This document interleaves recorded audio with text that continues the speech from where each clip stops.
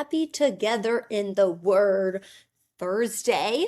Reminder, Together in the Word started because I genuinely believe that we live in a day and age where we have a lot of people consuming the Word, but not actually the Word within the Word itself. I think we have a lot of people listening to podcasters and preachers and priests and certain sermons and YouTube clips and shorts and reels and all that, which is amazing. And people talking about the word, but people don't actually know how to get into God's word for themselves. And so, purpose of Together in the Word is literally me coming to you with what it would be like for me to just get in the word for myself and like how I would read it and what I would think and just not saying my way is the only way to do it, and not saying the way I do it with you all in these episodes is the only way I do it ever. I mean, I feel like there's so many different ways to read the Bible. You can read it and study it like a textbook. You can read it like a story, like a love story, and all ways are good. The way I'm reading it with you today is not the way I would read it if I'm like preparing for a talk or something, but it is the way I would like read it in the morning when it's just God and me and I haven't necessarily prepared anything, but I'm just like, Lord, here's my heart, feed it with however you want it to be fed. So that's going Together in the Word. Y'all, it's been a hard week. I feel like a lot of times I say it's been. Am I a negative person? I really hope you guys don't think I'm a negative person. I hope that never is conveyed in these podcasts. But I think I always try to be real with y'all, which might come across as me being like, it's a hard week. And I always say that, and I don't mean to. I just want to be honest with you guys. And I think that's life, right? Is that things are never all good, but they're also never all bad. And there's this kind of coincision. Is that the right word for like coinciding, the noun form of coinciding? But there's this dichotomy between holding space for things that are amazing going on, but also things that are really hard. Um, and I think a perfect illustration of that for me was this past weekend. My dad's mom passed away. And, what was so wild was there was so much pain, obviously, um, but so much beauty and so many moments I was like genuinely shaking because of how evident God was in that room.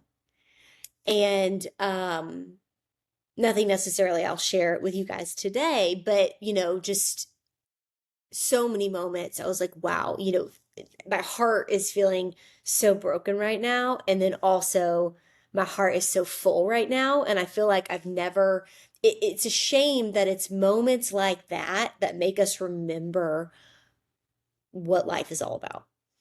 And it's so funny, even this morning, I heard back from these like opportunities that I was super stoked about, and they ended up not working out. And I think that normally, we've all been there where something you're really excited about, whether it's like a guy you want to date, or from my few Made to Shine men listening, a girl you want to date or pursue, or like a job opportunity or a creator content opportunity, or, just whatever, like you want this house and and you're competing, there's competing offers, whatever it is. It's like, it never feels good when you feel like you weren't good enough for something and got rejected. It's like, oh, it's not a fit, it's not the right thing. Anyways, got some news like that this morning. And what's so wild is like, my natural reaction was not God's protection. It was like, I'm not good enough and something's wrong with me. But then I thought back to this weekend, and I thought back to seeing my grandmother pass away, because we were all in the room when she passed, and like just watching her take her last breath. And I've never seen someone pass away. I've never seen someone pass away. And so not only was it it was all these different feelings, because it was my grandmother who I loved so dearly. Not only that, but it's like there's a grieving for my dad because he lost his mom. And so it kills me for my dad too, and my dad's like the hero in my life. And so it crushes me for him. And then, but then also there's this like feeling of like, oh my gosh, I just saw someone pass away and I've never, and it makes you think about life so differently. And the fact that like, okay, Gran, I saw her take her last breath. That's everyone's fate. And it just makes you really consider your life and what you're doing and how you're doing it. And right now I'm reading this book. I so recommend it. It's called Imagine Heaven.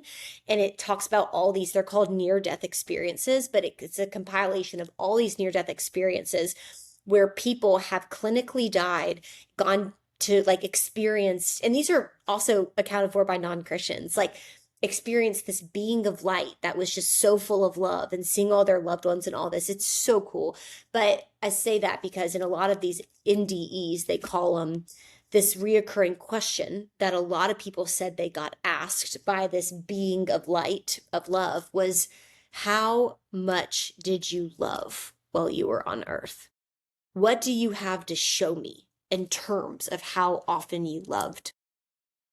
And you know, seeing my gran pass away this weekend, like she couldn't take with her money. She couldn't take with her possessions. I mean, right now, I'm literally, these are her sweaters. Like I'm wearing her clothes. That might sound weird to y'all, but I like when she passed, it's a way like she had such great clothes. And so we like the granddaughters were like given some of her clothes, and it's a way to kind of help her, or it's a way to live on. Anyways, it's not because she didn't get to take these like really cute and nice clothes. She didn't get to take, she didn't get to take the people she loved with her. But the way she loved those people continues to live on. And what she does take with her is the testament to how she loved like Jesus here on earth.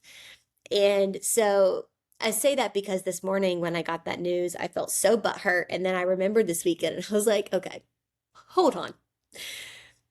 Annie, you know, this is not what life's about. Like, this opportunity is not what life's about. And getting rejected from this opportunity is not what your life is about. And it's not how it's defined. And it's not what it stands on, because it stands on the goodness and the grace and the mercy of Jesus Christ, which is why I have hope that I'm going to see my grandma again. Like, last thing, and then we'll actually get into the word, but think about that. Like, the amount of people, even people this weekend that I know that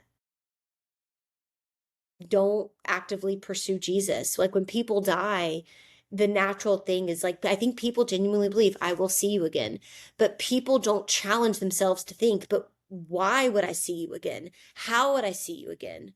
What would be the reason I could see you again?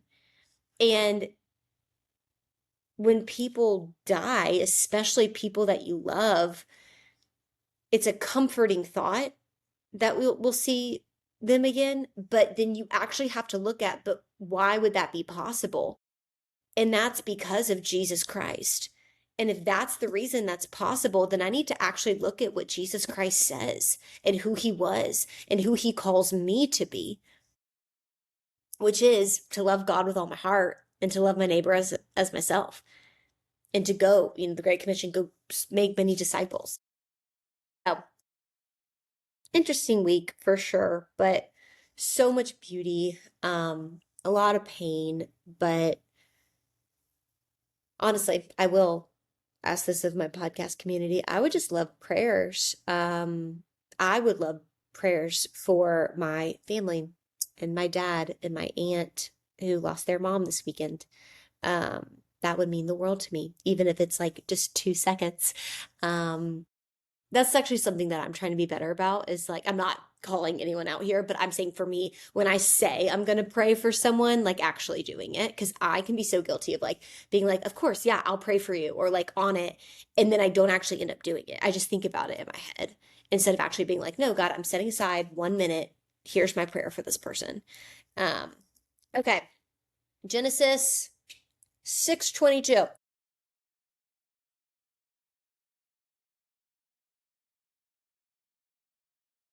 Genesis 6:22. And Noah did all God commanded him. He did indeed. I think we're on 6:23 actually. Oh no, we're on 7:1. Okay. The Lord said to Noah, "Come into the ark, you and all your household, for I consider you godly among this generation." Wow. You must take with you 7 pairs of every kind of clean animal, the male and its mate, 2 of every kind of unclean animal, the male, wait, oh yeah, the male and its mate, and also 7 pairs of every kind of the bird in the sky, male and female, to preserve their offspring on the face of the entire earth. For in 7 days I will cause it to rain on earth for 40 days and 40 nights, and I will wipe from the face of the ground every living thing I had made. 5. And that Noah did all that God commanded him. Noah was 600 years old when the flood waters engulfed the earth. Noah entered the ark along with his sons, his wife, and his sons' wives because of the flood waters. Pairs of clean animals, of unclean animals, of birds, and of everything that creeps along the ground, male and female, came into the ark to Noah. Freaky. Just as God commanded him. And after 7 days, the flood waters engulfed the earth.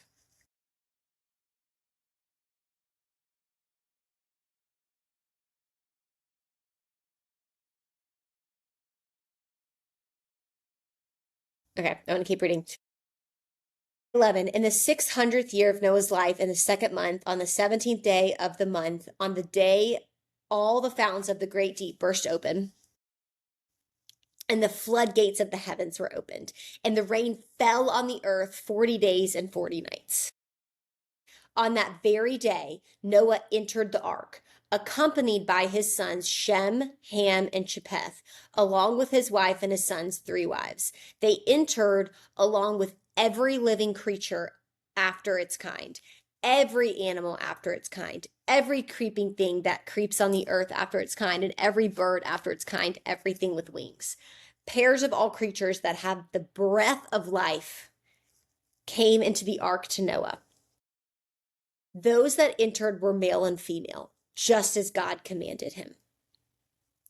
Then the Lord shut him in. Okay.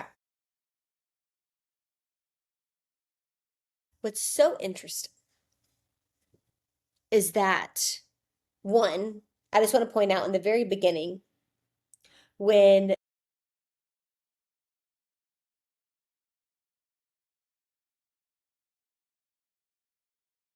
God gave Noah instruction, very similarly to what we talked about last time. God gave Noah instruction. He gave him ample instruction. He said, you must take with you all these animals. And then he said, for 7 days, I will cause it to rain on the earth for 40 days and 40 nights. And basically chapter 7, verses 2 through 4, God is giving Noah the blueprint, which again, I think all of us, when we desire something from the Lord, it's typically in the fashion of a blueprint. We want instruction. We want answers. We want to know why and how and when something happened. Would you not have questions? Would you not have questions? Like, wait. You're going to flood and then I'm going to be in an ark? What happened? What happens after 40 days and 40 nights, God? What happens then? I think, again, Noah, going back to what we talked about last time, Noah walked with God. That's why Noah didn't have additional questions, because he knew as long as God was with him, then it'll be fine. What's really interesting, though, is I think Noah knew something that all of us could learn from. And it's the art of truly taking things one step at a time. When God told Noah to build the ark, I mean, think about this. An ark had never been made. An ark probably takes, I don't know how long, but a long time to build.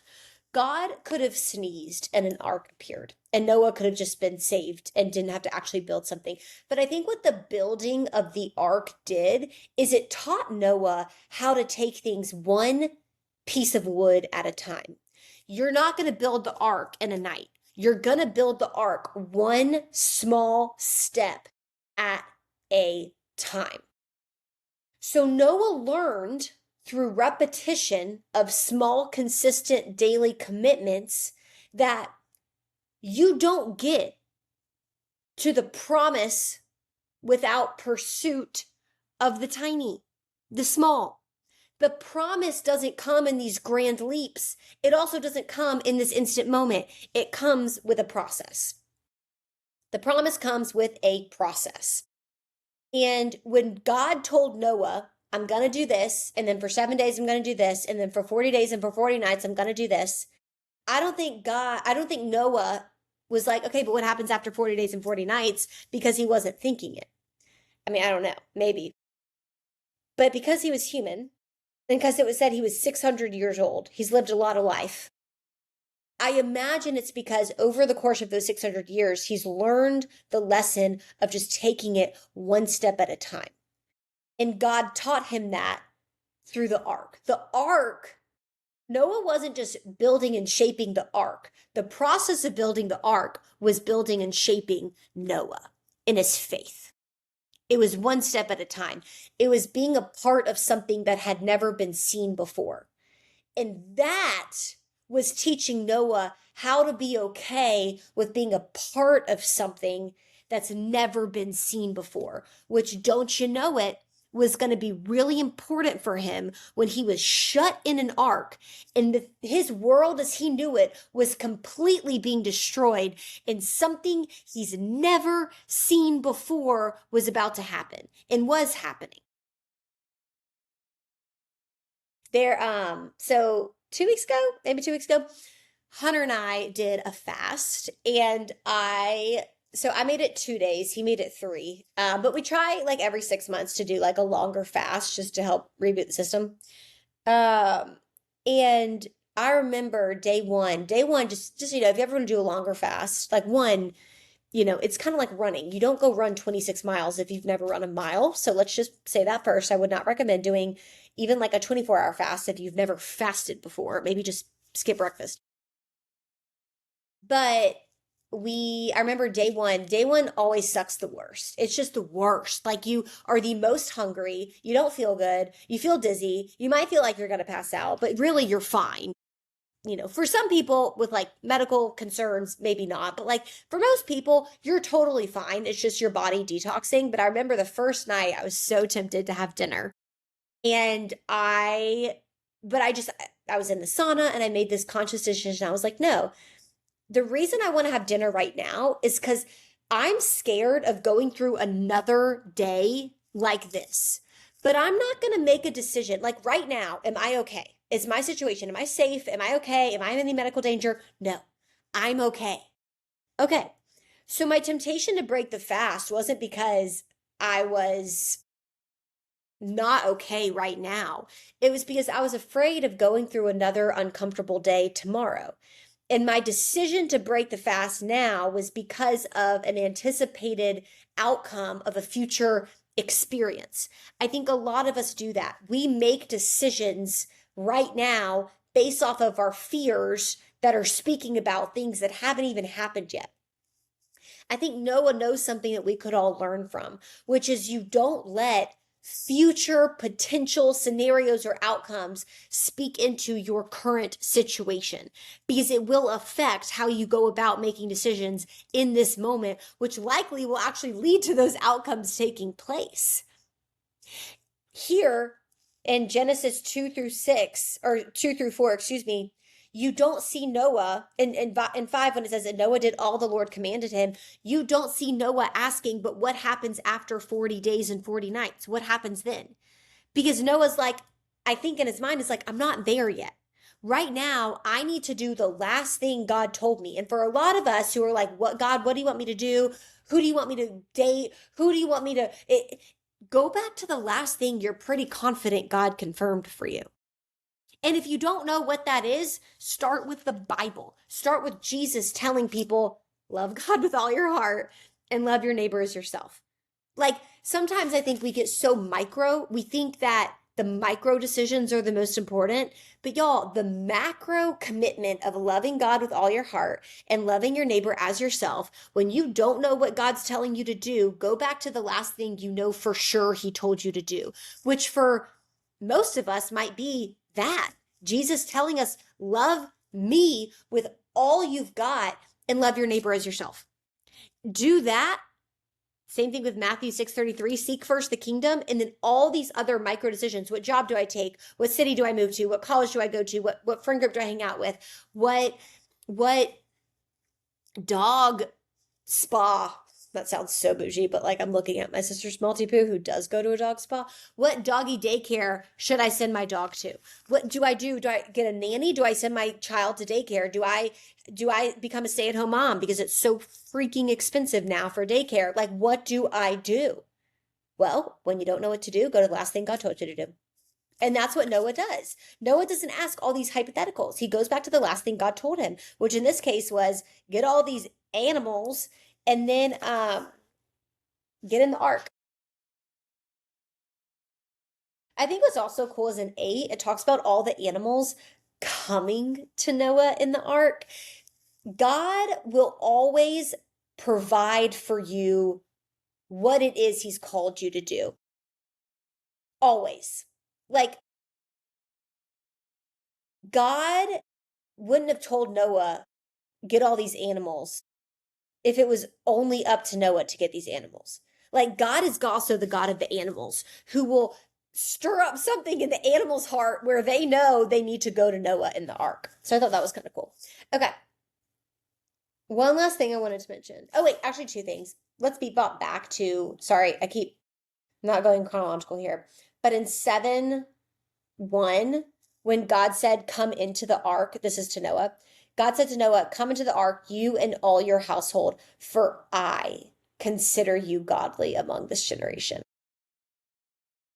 I think what's so powerful, in fact, hold on, I actually want to read that commentary before I give my commentary.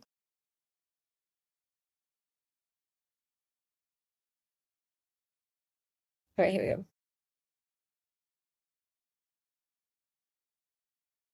Wait. Hashtag.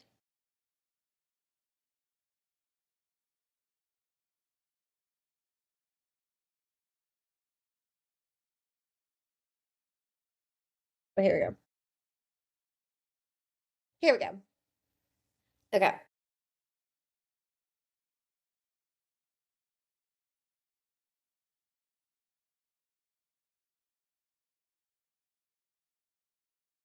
Oh, so that's interesting. So in chapter 7, verse 1, when it says come into the ark, that's the first time the word come appears um in the Bible.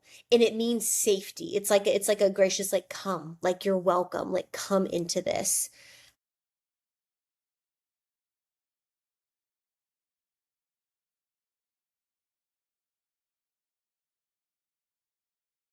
Interesting. So 40 days, 40 nights, 40 is the number of probation or testing in the Bible, which correlates to Jesus was tested for 40 days and 40 nights in the wilderness. Okay. That's what the commentary has to say about this so far. Great. That's interesting about the word come. But okay, so come into the ark and you and your household, for I consider you godly amongst generation. I think that's so powerful is like this depiction of that word. And I didn't know that about the word come. This is the first time the word come is spoken in the Bible, and it means like you're safe, like come to safety. You see this depiction of like God of justice, but then also God of safety. We have a perfectly just judge as a God, but then we also have a God that's willing to seek out and go after and protect his own. And so I think that's so powerful when we think about, when people ask, and I had a conversation with someone I love very much after when my grandma, when we were going through that last week, and we knew it'd kind of be any day. And it was around like how God allows suffering. And like, if God's good, if God is a good God, why do really bad things happen? If God's a good God, why did, they kind of brought up how there was this couple and the dad was like sledding with his daughter or something, which my dad did with us thousands of times, just goofing off. And she ended up hitting a pole and she died like 2 weekends ago during the snow weekend. Or you see like what happened in Nashville and all these people freezing to death. God's a good God. How could that happen? And that's a big question. I don't think something that we're gonna be able to get to today, but I think for me, what I go back to is, our world is not perfect. It's not. Literally, what we're reading right now, Genesis, is the start of the broken world. Sin was introduced. Our God, in his kindness, wanted us to be alive and to be in relationship with him, but did not want us to be in this broken world for forever, which, recap, is why he kicked Adam and Eve out of the Garden of Eden. Because if they had eaten from the tree of life, then they would be stuck. We would be stuck in this broken world for forever. God getting them out of there so that we wouldn't be stuck here for forever is him telling us, I know the world is broken. Jesus says, in this world you have hardship, but take heart, I have overcome the world. God wouldn't have sent Jesus as a savior if he didn't think we needed saving. So I don't think God is like, oh no, everything's fine down there. I think he's like, no, things are incredibly wrong. That was not my design. But I'm going to come up with a solution to where you can be promised that this is not your forever home. Someone once said, well, two things. Someone once said, if you look around the world, yeah, it's like, how could there be a God considering what's happening? How could there be a God with all the horrible things that have happened if this was the end of the story? But this isn't the end of the story. We have heaven, which Maya Angelou has a quote that the deepest, darkest, most ugly things on this earth, because heaven is so glorious and beyond our imagination, those awful moments on earth, the most awful, are nothing more than an inconvenient night in a bad hotel. And Maya Angelou went through some awful things. But like in this book, Imagine Heaven is making me realize like, wow, I never thought about heaven and how beautiful and amazing it is. But when you realize how phenomenal heaven is, you realize what a gift it is that God's like, hey, earth is not your last home. And that's a good thing because there's such glory and goodness and mercy and grace and excitement and fun to come. And here, I'll be honest, I had no idea why I even. Oh, okay. I do remember why I said this. Here, when it says, come into the ark, you and your household, for I consider you godly among this generation, we see this depiction of the God who's perfect justice. Like, there is a judgment. There's a flood because there's so much evil on the earth. He's a perfect judge, but he's also perfectly grace-filled. And he's taking care of Noah and his family. Come, it's welcome, you're safe here. God is all love and all truth and all grace and all mercy. And that's hard for our human brains to wrap around, but it doesn't make it any less real. Just as awful things happening on earth don't make God's goodness any less real. They both can coexist. They both can coexist. Again, Jesus said, in this world you will have trouble, but take heart, I have overcome the world. So God is still powerful, and there can be hardship. The last thing I want to mention is in 7:16, then the Lord shut him in. So many of us, when we think we are living out the path, the plan, the will God has for us, it's going to be, and the Lord brought me out, and the Lord showed me off, and the Lord created a platform for me to be seen on and to shine my light and to, shine it bright. And so people could see me and get me the followers. And like, he brought me out. He brought me out. Sometimes God's hand on your life and you living in accordance with his will looks less like him bringing you out and more like him shutting you in. And the irony there is him shutting you in is him bringing you out, but it doesn't feel like that. Can you imagine what Noah felt? He has been faithful not just with this ark, but before that. He's walked with God his entire life. He's 600 years old. And now God is destroying everything, everything that he's grown up with. His town, the earth. He has never seen rain before. And now it's raining so hard that like this massive ark is basically in the Atlantic Ocean of amount of water. And God shut him in. See, we can build, we can make, we can do, but the Lord opens and closes doors. We can prepare. Noah prepared the ark, but God brought the rain. Noah got on the ark, but God shut him in. I used to struggle with like, God, because I was always told I was like, I overdid things. Like I needed to be more patient. I needed to wait on the Lord. I always struggle with that one because I'm like, well, God's sovereign. So it's not like I can do something that's going to mess up his plan. But then, you hear preachers say, like, God just needs you to sit still and let him do it all. I'm like, okay, well, and so I used to really struggle with like, God, what does faith look like right now? Does it look like not doing anything, or does it look like doing things and knowing that you're the one that is sovereign over it all? Like, what does faith look like? And it changes depending on seasons. I'll say that. But what I know for certain is whether I am hands up doing nothing or I am heads down, hands up or heads down, God is still sovereign. And when I went through my health crisis, it taught me, oh, those seasons that I thought I was the one responsible for a lot of my success because of how hard I grinded and getting up at 3 a.m. and all this stuff. No. The only way I was able to do all that was because God blessed my health to be able to do it. But when God takes your health away, you realize, oh my gosh, Lord, I can build the ark, but you bring the rain. You shut me in. You bring the animals. And that, my friend, is I think when you realize that, when you get that perspective that like there is nothing you can do that is greater than what God can do. Nothing. When you just realize that, it kind of frees you up to do and to be proud of what you do, not because like Noah should be proud of the fact that he built an ark.